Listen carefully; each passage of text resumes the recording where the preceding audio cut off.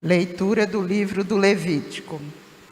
O Senhor falou a Moisés e a Arão, dizendo: quando alguém tiver na pele do seu corpo alguma inflamação, erupção ou mancha branca, com a aparência do mal da lepra, será levado ao sacerdote Arão, ou a um dos seus filhos sacerdotes.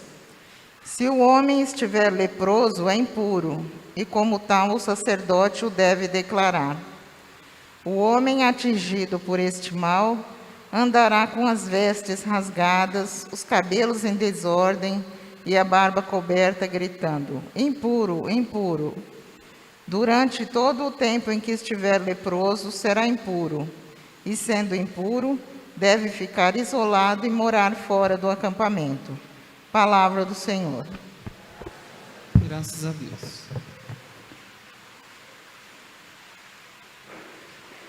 Salmo responsorial 31.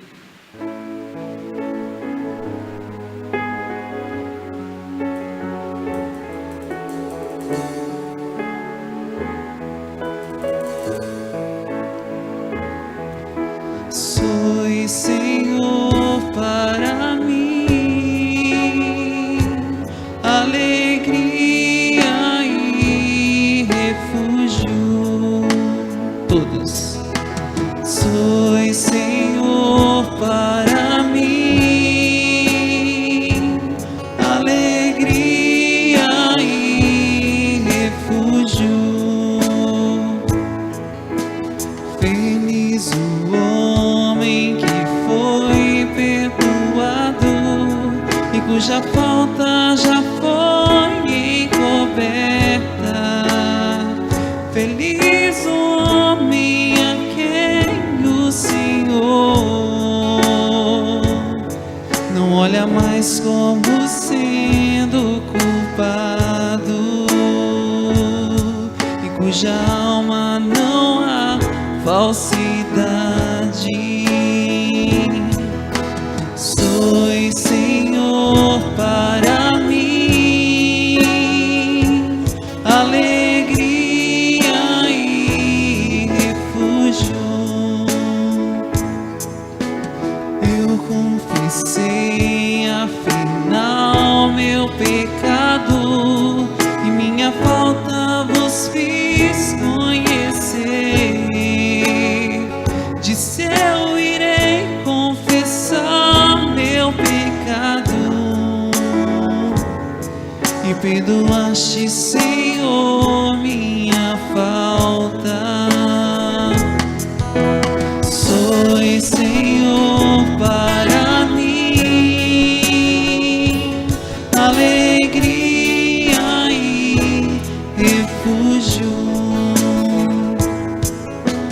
Regozijai-vos, ó justos, em Deus, e no Senhor exultai de alegria. Corações retos, cantai jubilosos. Sois, Senhor, para mim alegria e refúgio. Sois, Senhor, para mim alegria e refúgio.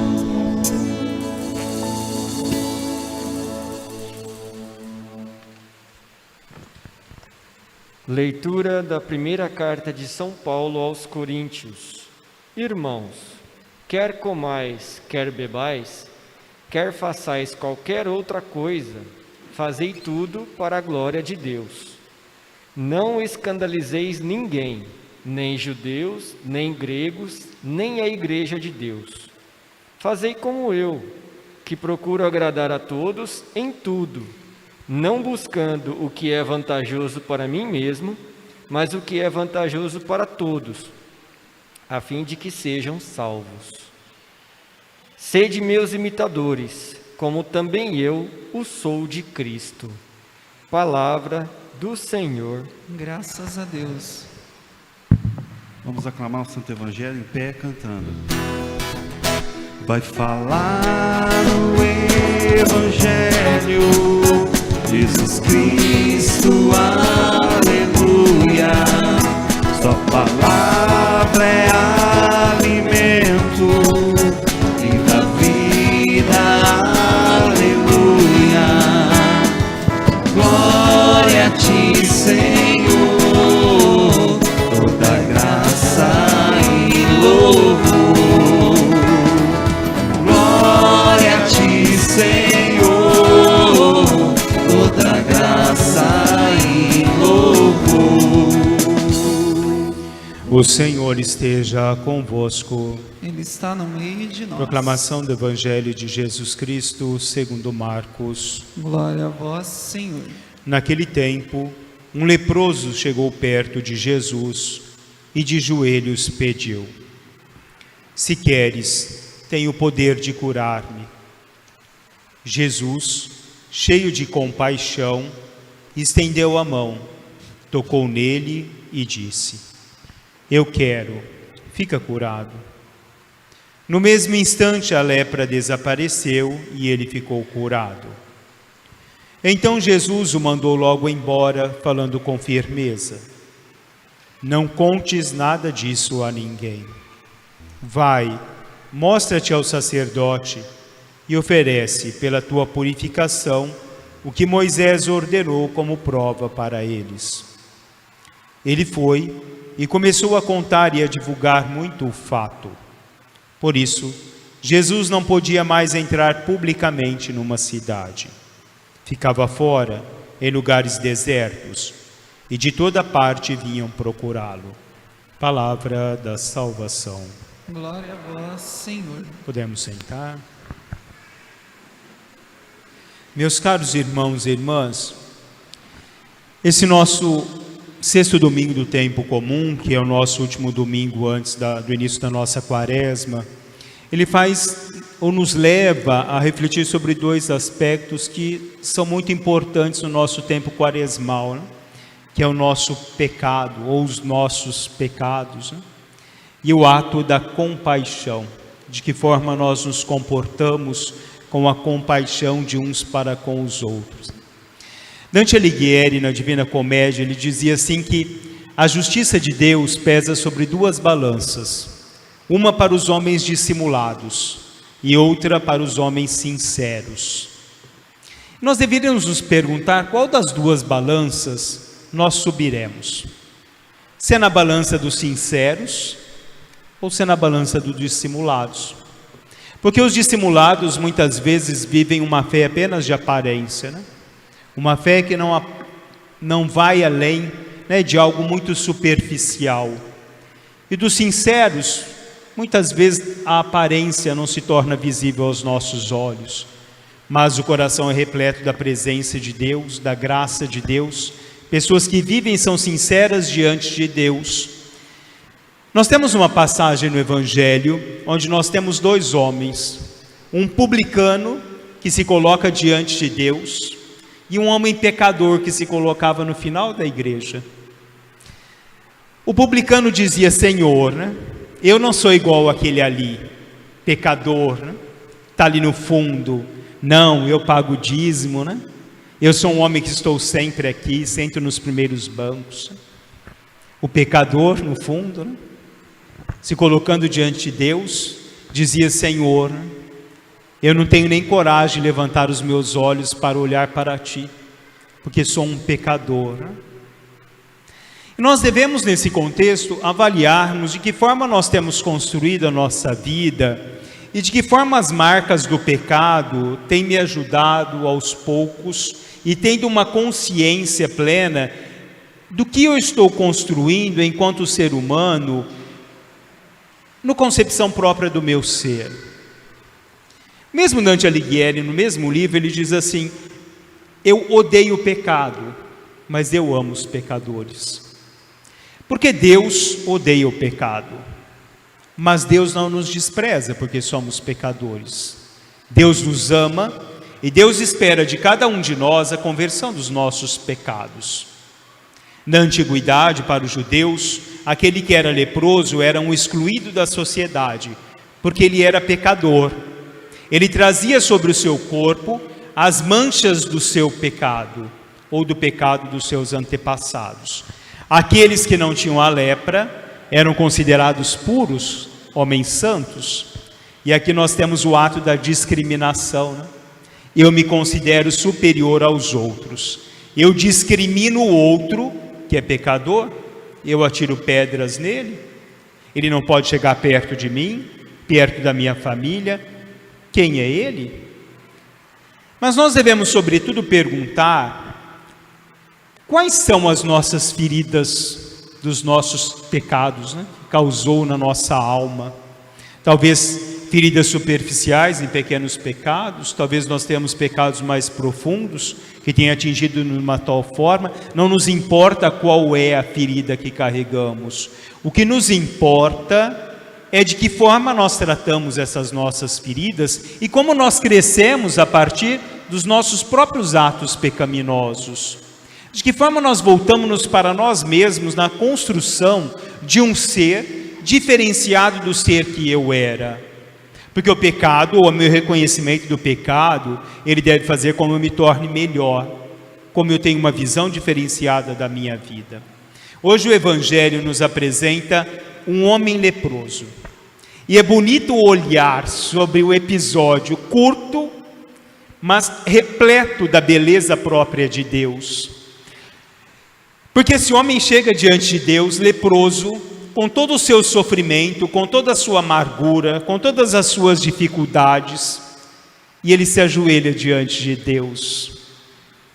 Ele mostra o quanto ele é pequeno diante do Senhor, né? Ele não tem a mesma estatura de Deus. Ele se ajoelha na sua miséria humana e pede para Deus: se queres, tem o poder de curar-me.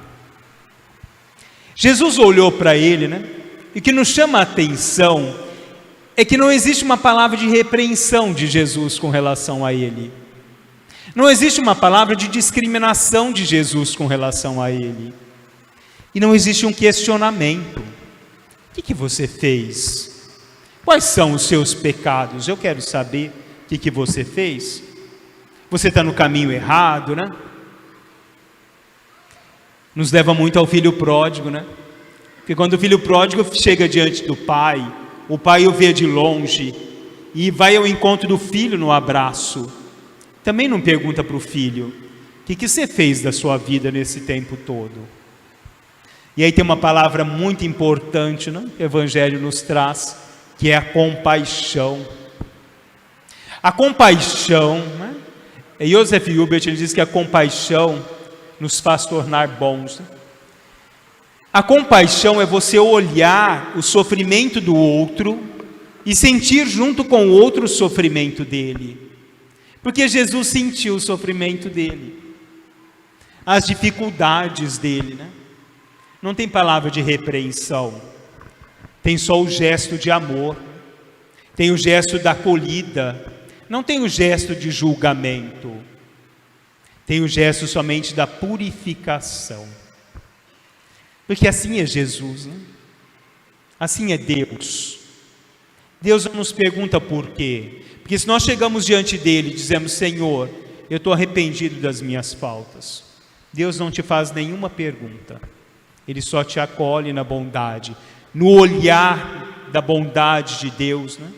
Já fala tudo que Deus tem para falar para cada um de nós. Eu quero. Fica curado. Saia de você o pecado, né?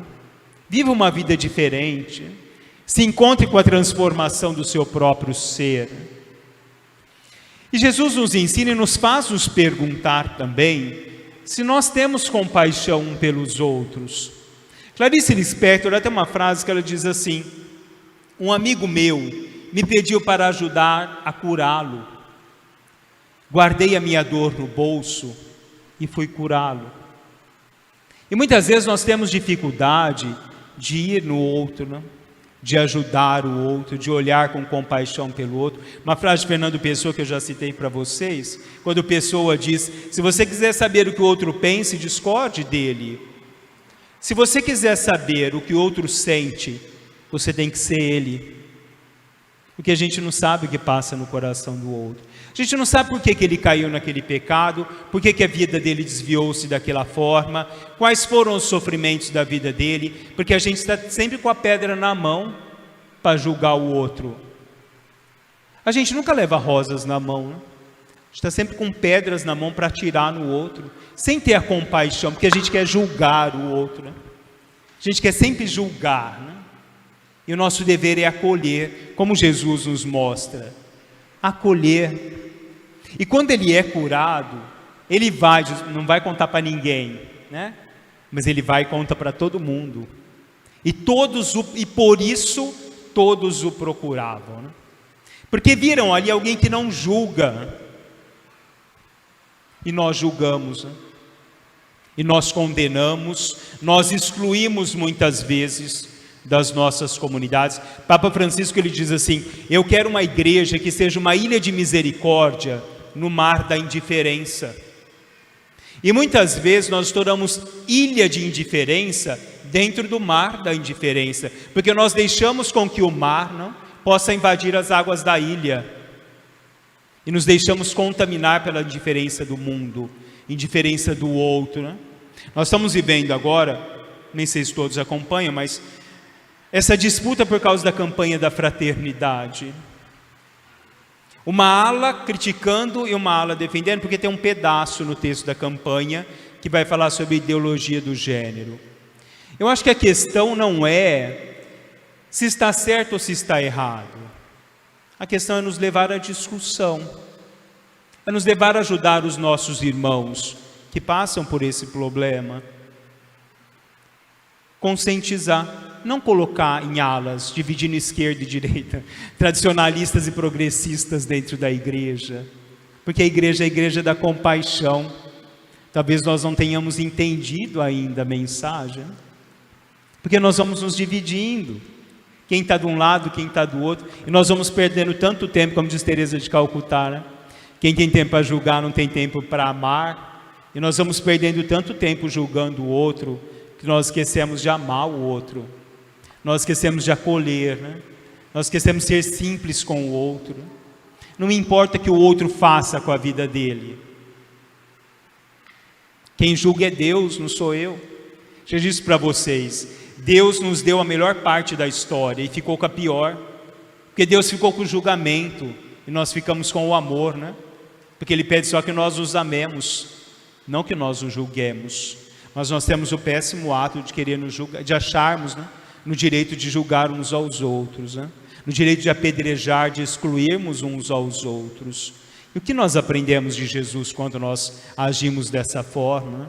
Quando nós queremos excluir, quando nós queremos que os nossos irmãos estejam distantes de nós, né? É má influência para mim, né? Má influência para minha família, né? Aí você não viveu nada, você não aprendeu nada, aí você é do peso dos dissimulados, né?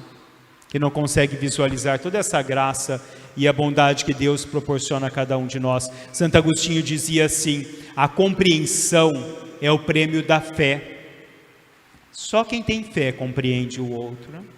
Só quem tem fé consegue olhar o outro, sentir com ele o sofrimento do outro, né? Porque é esse olhar que nós devemos ter uns pelos outros, né? Esse olhar da bondade. Martin Luther King, ele dizia assim: talvez eu não seja a pessoa que deveria ser, talvez eu não seja a pessoa que poderia ser, talvez eu não seja a pessoa que eu gostaria de ser, mas graças a Deus, hoje eu sou uma pessoa diferente do que eu era.